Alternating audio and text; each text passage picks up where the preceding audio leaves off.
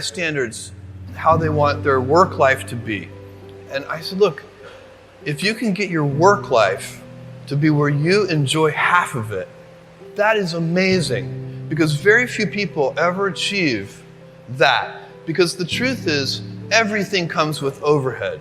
That's reality. Everything comes with pieces that you don't like. You could be a Supreme Court justice and there's still going to be pieces of your job you don't like. Every job comes with pieces you don't like. And we need to say, that's part of it. You have to figure out how to set up your life in such a way that you can minimize the things. And I find people don't dislike hard work. What people dislike is being out of control. Like they can't control their life. They can't control their environment. This happens to me when I get overscheduled. I hate being overscheduled. I want some time to be able to think and free myself. We all have the same amount of time in the world. Nobody has more time than anybody else. And when you become a very successful person, one of the things, you start to get overscheduled. So a young person starting their career, I think there are probably a lot of things. Some of them are very well known and people have heard them many times. They're still true. One of those that you should always focus on, a young person should find something that they're passionate about to do. And that's not going to surprise anyone. It's a clear thing to do. It's very hard. If you don't love your work, you're never going to be great at it.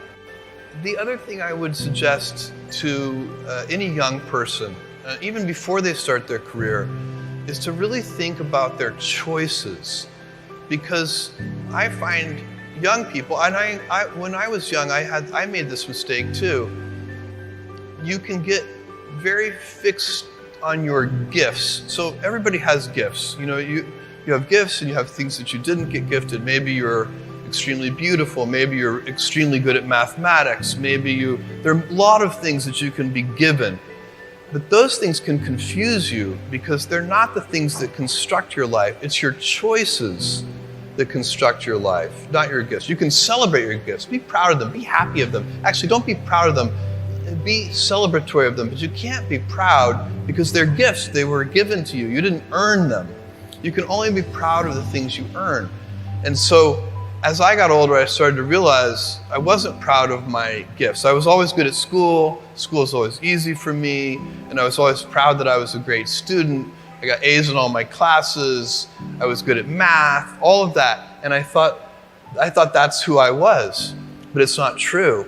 Those are the things that are gifts. What was hard for me is deciding to work hard, deciding to use my gifts in certain ways, to challenge myself, to do things that I didn't think I could do, to put myself in uncomfortable situations.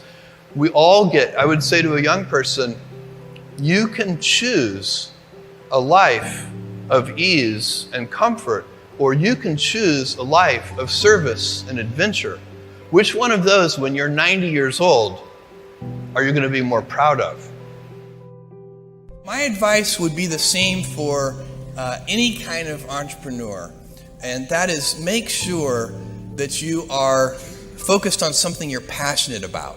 So if you look at the early internet companies, they were started and focused on doing something that they thought was very interesting long before the internet was fashionable in any way. We are currently an underdog once again. We've been in business for 6 years, and there was exactly 1 year where we were not the underdog, and that was 1999. I like the underdog years because it makes, I liked it when all the people we hired, their parents told them they were crazy. Like that was kind of the good era. Fortunately, it's back. In 1999, all the parents were like, giving their brothers and sisters high fives. My son is working at Amazon.com. So that's a very, you can't follow the fashion when you're trying to do a startup company, or I think really anything in life. But you have to, as an entrepreneur, if you're gonna build a company, pick something you think is interesting that has the intersection of genuinely creating real customer value, and then just stay right there and let the wave catch you.